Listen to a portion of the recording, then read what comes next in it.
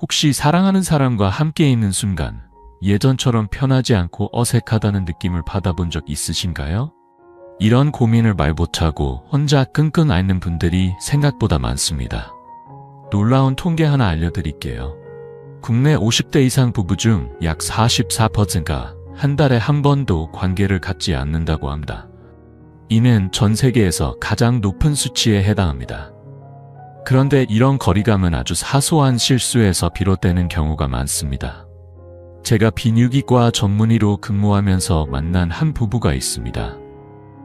70대 중반의 남편이 요로 감염으로 응급실에 실려왔는데 원인은 애무 중 생긴 미세한 상처로 인한 감염이었습니다. 위생관리 방법만 조금 바꿨을 뿐인데 두 분의 관계는 완전히 달라졌고 몇 달 후엔 마치 신혼처럼 다정한 모습을 보이셨습니다. 30년 넘게 수많은 부부를 상담해 오면서 저는 확신하게 되었습니다. 관계의 변화는 거창한 노력이 아니라 아주 작은 실천에서 시작됩니다. 특히 위생에 대한 이해와 서로에 대한 솔직한 소통, 이 두 가지만 제대로 해도 관계는 충분히 달라질 수 있습니다. 지금부터 그 핵심을 하나하나 알려드리겠습니다. 많은 분들이 나이가 들어도 건강하고 만족스러운 부부관계를 유지하려면 어떻게 해야 하느냐고 물어오셨습니다. 이 질문에 대한 답을 찾기 위해 저는 지난 10년간 국내외 연구들을 철저히 분석해왔습니다. 그 결과는 의외로 간단했습니다. 우리가 일상에서 조금만 신경 쓰면 바로 실천할 수 있는 것들이 대부분이었죠. 오늘 말씀드릴 핵심은 5가지입니다. 첫째, 사랑의 호르몬이 관계에 미치는 긍정적인 영향을 알려드리고, 둘째, 정기적인 관계가 면역력을 크게 높인다는 과학적 데이터를 소개할 예정입니다. 셋째, 위생관리에서 많은 분들이 간과하는 핵심 요소를 짚어드릴 것이고, 넷째는 부부간 소통이 만족도에 미치는 영향을 구체적으로 설명드릴 겁니다.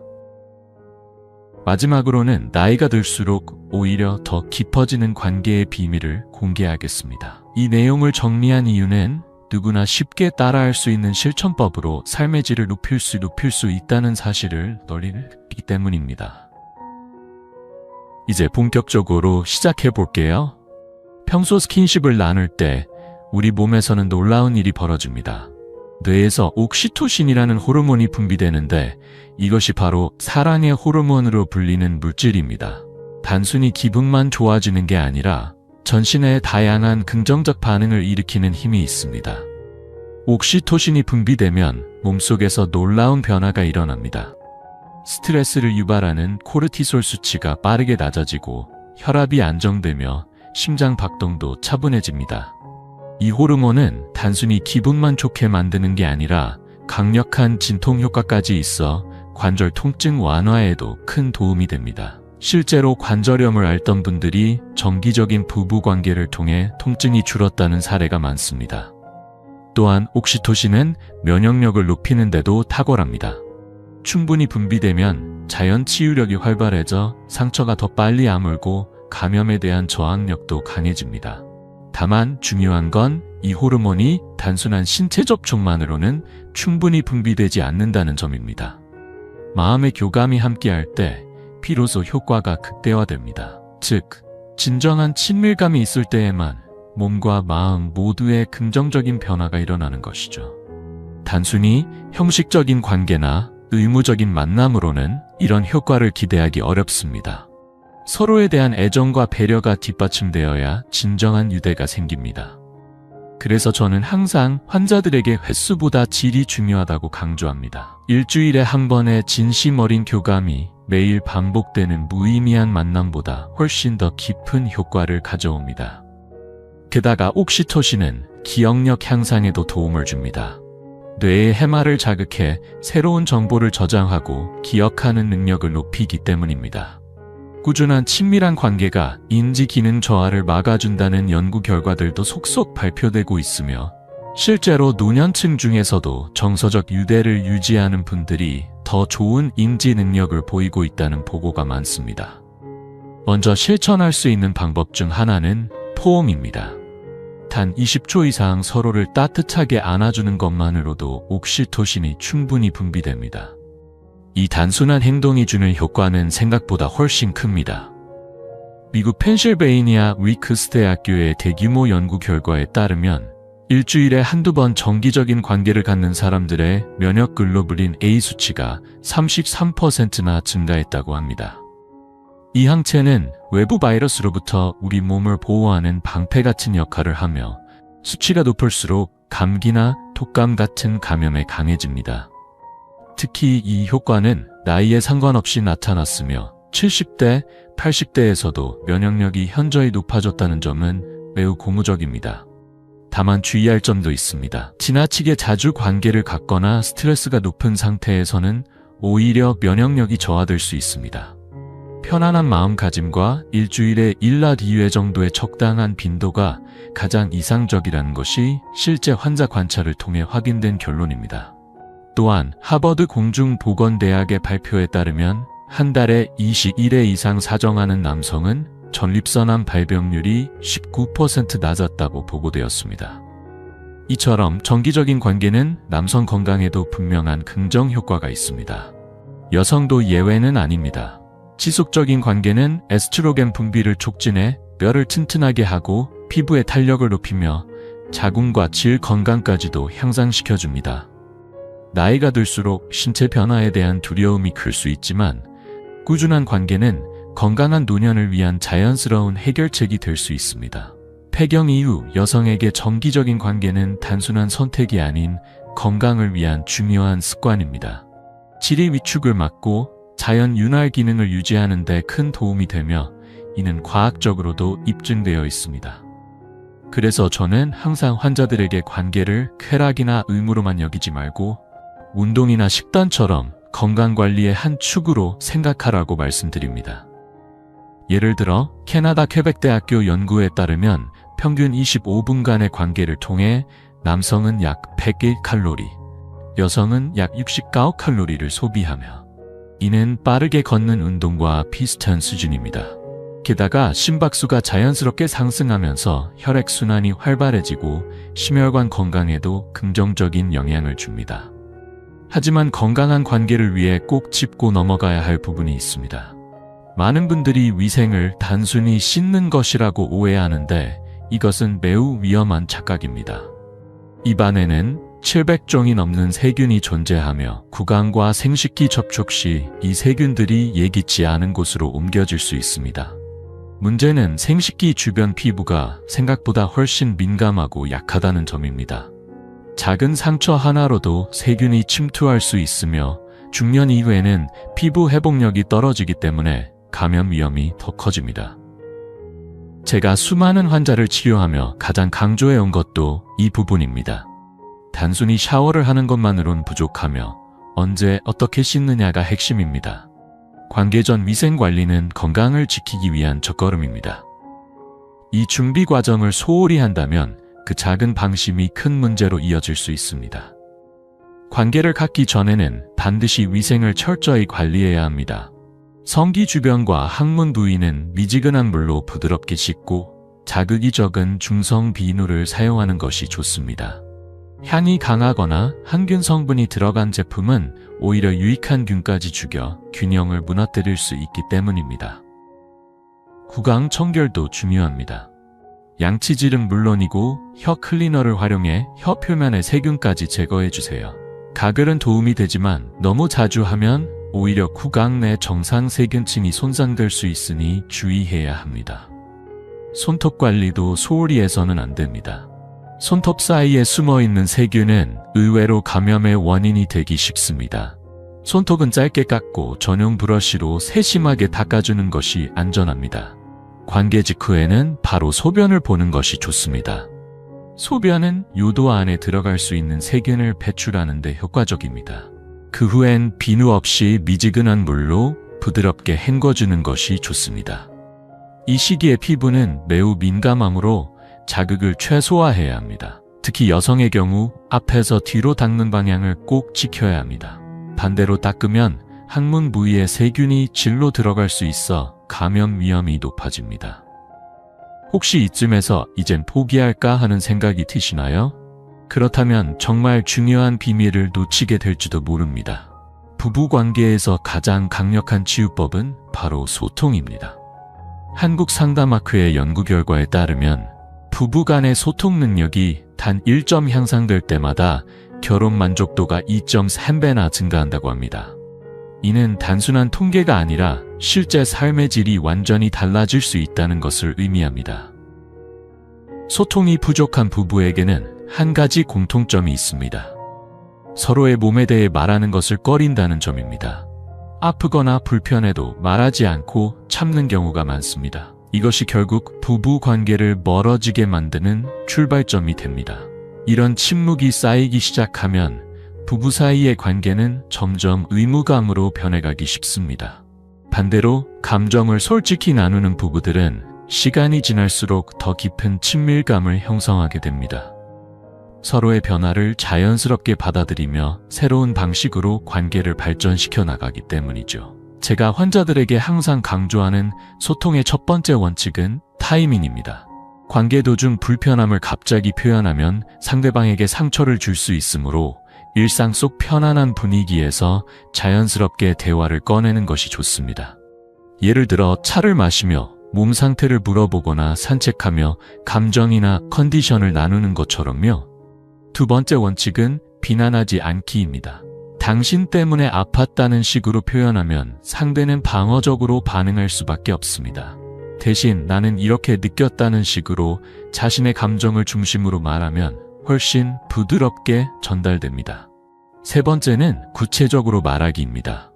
그냥 좋았다, 별로였다는 말보다 어떤 부분이 어떻게 느껴졌는지를 구체적으로 설명해 주세요. 이렇게 해야 상대도 앞으로 어떤 점을 개선하면 좋을지 정확히 알 수 있습니다. 네 번째는 감사의 표현을 잊지 않는 것입니다. 신경 써줘서 고마워, 배려해줘서 기뻤어 같은 말은 작은 행동 하나에도 긍정적인 힘을 실어줍니다. 칭찬과 감사는 관계를 더 따뜻하게 만들죠. 그리고 가장 핵심은 정기적인 대화 시간 확보입니다. 미국의 유명한 부부 상담사 고트맨 박사에 따르면 행복한 부부들은 일주일 평균 5시간을 대화에 투자한다고 합니다. 하루에 40분 정도면 충분합니다. 이 시간만큼은 스마트폰을 내려놓고 오직 서로에게만 집중해 보세요. 하루 동안의 일, 힘들었던 일, 느낀 감정들을 차분히 나누는 것만으로도 관계에 큰 변화를 만들어낼 수 있습니다. 이처럼 반복해서 강조드리는 이유는 결국 이 기본이 제대로 지켜져야 부부관계가 건강하게 유지되기 때문입니다. 이런 기본 원칙을 제대로 이해하지 못하면 나중에 더 큰 벽에 부딪힐 수 있습니다. 중년 이후 부부 사이에 숨겨진 놀라운 변화가 있다는 사실 알고 계셨나요? 미국 베일러 대학교의 연구에 따르면 57세부터 85세까지의 기혼자 1,600여 명을 분석한 결과 결혼 생활 50년이 넘은 부부들 사이에서는 오히려 성관계 횟수와 만족도가 다시 높아지는 현상이 나타났다고 합니다. 젊을 땐 활발했다가 중년을 거치며 줄어들고 노년에 다시 증가하는 유자형 곡선이 확인된 셈이죠. 이러한 변화는 단순한 신체적 회복 때문이 아니라 진심 어린 소통에서 비롯된 결과입니다. 어떤 부부는 체력 저하나 폐경과 같은 몸의 변화를 솔직하게 나누면서 오히려 서로를 더 깊이 이해하게 되었고, 속도나 형식에 얽매이지 않고 편안하게 감정을 나누는 방식으로 관계가 전환됐습니다. 젊을 때는 성과가 중요했다면 이제는 과정이 더 소중해진 것이죠.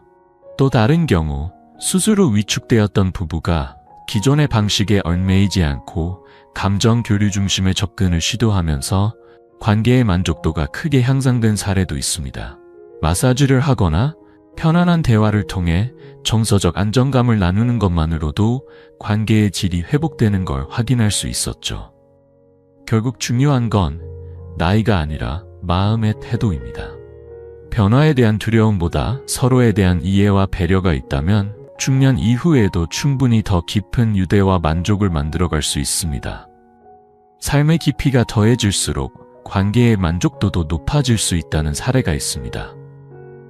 최근 홀로 지내던 77세 여성 이명자 씨는 2년 전 남편과 사별한 후 73세의 이웃 남성과 새로운 인연을 맺게 되었습니다. 처음엔 나이와 신체적 변화에 대한 불안감으로 망설이셨지만 상담을 통해 중요한 사실을 깨달으셨습니다. 나이는 결코 걸림돌이 되지 않으며 오히려 긴 세월 동안 쌓인 경험이 더욱 깊고 성숙한 관계를 가능하게 한다는 점이죠. 이처럼 새로운 관계에 대한 고민은 누구나 할 수 있지만 이를 뒷받침해줄 과학적 근거도 분명히 존재합니다. 영국 브리스톨 대학교의 연구에 따르면 10년간 건강한 남성 2,400명을 추적한 결과 일주일에 3번 이상 관계를 가진 남성은 심근경색과 뇌졸중 발생률이 절반 이하로 감소한 것으로 나타났습니다. 이는 관계 중 심박수가 올라가며 심장 근육이 강화되고 전반적인 혈액순환이 촉진되기 때문입니다. 특히 말초혈관의 혈류가 개선되며 손발 냉증 완화에도 도움이 되며 통증 완화 효과 또한 매우 뛰어납니다. 관계 중 분비되는 엔도르핀은 강력한 진통제 역할을 하며 그 효과는 모르핀보다 최대 200배에 달할 수 있다고 합니다. 이러한 작용 덕분에 편두통, 관절염, 근육통 등의 증상이 크게 줄어들 수 있는 것이죠. 실제로 편두통을 앓는 이들의 절반 이상이 관계 후 통증이 크게 줄어들었다는 연구 결과가 있습니다. 또한 관계 중 분비되는 프롤락틴과 옥시토신은 수면 유도에 도움을 주어 깊은 잠을 가능하게 만듭니다. 불면증에 시달리는 분들에게는 자연스러운 수면제로 작용할 수 있는 셈이죠. 숙면이 이루어지면 면역력이 높아지고 성장 호르몬 분비도 활발해집니다. 이 성장 호르몬은 노화를 늦추고 근육량을 유지하며 체지방 감소와 피부 탄력 개선에도 핵심적인 역할을 합니다. 스코틀랜드의 로열 에든버러 병원이 3,500명을 대상으로 조사한 결과 주 3회 이상 성생활을 하는 사람들은 평균 10년 정도 더 젊어 보인다는 평가를 받았습니다. 특히 남성은 12년 흰개월, 여성은 9년 7개월 더 젊게 보였다는 결과가 나왔습니다. 뇌 건강에 미치는 영향도 주목할 만합니다. 관계 중에는 뇌의 다양한 부위가 동시에 활성화되는데 이 중 해마 부위는 기억력 향상과 직결되어 있습니다. 실제로 미시간 호프 칼리지 연구에 따르면 62세 이상 노인 중 만족스러운 성생활을 유지한 이들이 5년 후 인지 능력에서 높은 점수를 기록했습니다. 이는 치매 예방에도 긍정적인 영향을 미친다는 뜻이죠. 이러한 구체적인 실천 방법을 반복해서 설명하는 이유는 단순합니다. 실제 효과가 입증된 중요한 정보이기 때문입니다. 이제 누구나 집에서 시도할 수 있는 간단한 방법을 소개하겠습니다. 인천에 거주하는 84세 윤말순 씨는 남편과 60년을 함께 지냈지만 서로의 몸에 대해선 깊이 이해하지 못한 상태였습니다. 그러나 제가 권해드린 아주 단순한 실천 하나가 두 분의 관계를 완전히 바꾸었습니다. 두 사람의 관계가 달라지게 된 계기는 아주 간단한 습관이었습니다. 매일 저녁 10분씩 서로의 손을 마사지하는 시간이었죠. 손끝에는 온몸과 연결된 경혈이 모여 있어 손가락을 하나하나 부드럽게 누르고 손바닥을 원을 그리며 문지르기만 해도 혈액순환이 좋아지고 몸 전체의 컨디션이 눈에 띄게 향상됩니다. 무엇보다 두 사람 사이의 애정이 자연스럽게 깊어졌습니다. 울산에 거주하는 78세 김세진 씨는 다른 방법을 택하셨습니다. 당뇨병으로 인한 기능 저하로 자신감을 잃고 계셨는데 제가 권해드린 복식 호흡 운동을 매일 실천하신 결과 놀라운 변화를 경험하게 되셨습니다. 골반 주변의 근육이 강화되면서 혈당 조절은 물론 전반적인 체력이 향상되어 다시금 자신감을 되찾을 수 있었죠. 특히 명상과 함께 진행한 호흡법은 스트레스 완화에도 큰 도움이 되었습니다. 전주에 사는 80세 이금순 씨는 관절염으로 일상적인 움직임조차 어려우셨던 분입니다. 그런데 따뜻한 물에 천연 에센셜 오일을 몇 방울 떨어뜨려 족욕을 시작하시고 나서는 상황이 달라졌습니다. 라벤더와 로즈마리 향이 후각을 자극해 감정을 조절하는 뇌 부위를 활성화시켰고 따뜻한 물은 말초 혈관을 확장시켜 혈액순환을 촉진했습니다. 매일 30분씩 족욕을 하며 남편과 함께하는 대화의 시간이 두 분에게는 하루 중 가장 소중한 시간이 되었다고 합니다. 안양에 거주하는 75세 민철수 씨는 음식으로 접근해 보았습니다. 혈관 건강에 좋은 성분이 풍부한 석류와 수박, 아르기닌이 많은 견과류를 꾸준히 섭취하기 시작하신 거죠. 특히 석류에 함유된 강력한 항산화 성분은 혈관 내피 기능을 개선해 혈류를 원활하게 만들어줍니다. 실제로 석류를 꾸준히 섭취하신 분들 중에는 3개월 만에 체력이 좋아지고 일상의 활력을 되찾은 사례도 많았습니다. 때로는 이렇게 자연스러운 방법이 약물보다 더 탁월한 효과를 보이기도 하죠. 이 내용이 믿기 어려우신 분들을 위해 분명히 말씀드립니다. 이 모든 방법은 실제 환자들에게서 확인된 결과입니다. 이제 여러분께 꼭 드리고 싶은 마지막 메시지가 있습니다. 지금 이 순간 포기한다면 인생에서 가장 소중한 시간들을 놓칠지도 모릅니다. 30년 넘게 진료 현장에서 지켜본 바로 저는 확신합니다. 나이는 단지 숫자일 뿐이며 사랑과 친밀한 관계는 언제든 새롭게 시작될 수 있다는 것을요. 그동안 말씀드린 내용을 정리하면 핵심은 간단합니다. 첫째, 서로의 몸과 마음을 있는 그대로 존중하세요. 둘째, 과학적으로 검증된 방법을 꾸준히 실천해보세요. 셋째, 완벽하지 않아도 괜찮다는 여유를 가지세요. 넷째, 솔직한 소통을 통해 서로의 변화를 인정하고 함께 적응하세요. 다섯째, 부부관계는 단순한 즐거움을 넘어 마음과 몸을 치유하는 소중한 시간이란 걸 잊지 마세요. 제가 만난 부부 중 진정으로 행복한 분들은 완벽해서가 아니라 서로의 부족함을 따뜻하게 감싸 안을 줄 아는 분들이었습니다. 나이가 들어도 두 눈을 마주보며 설렘을 느끼는 부부들을 보면 정말 아름답습니다. 그들의 공통점은 세월이 흐를수록 깊어지는 이해와 배려였어요. 젊은 시절의 뜨거운 감정보다도 더 진실되고 깊은 사랑을 나누고 계셨습니다. 여러분도 충분히 그런 관계를 만들어 갈 수 있습니다. 오늘부터 아주 작은 실천 하나로 시작해 보세요.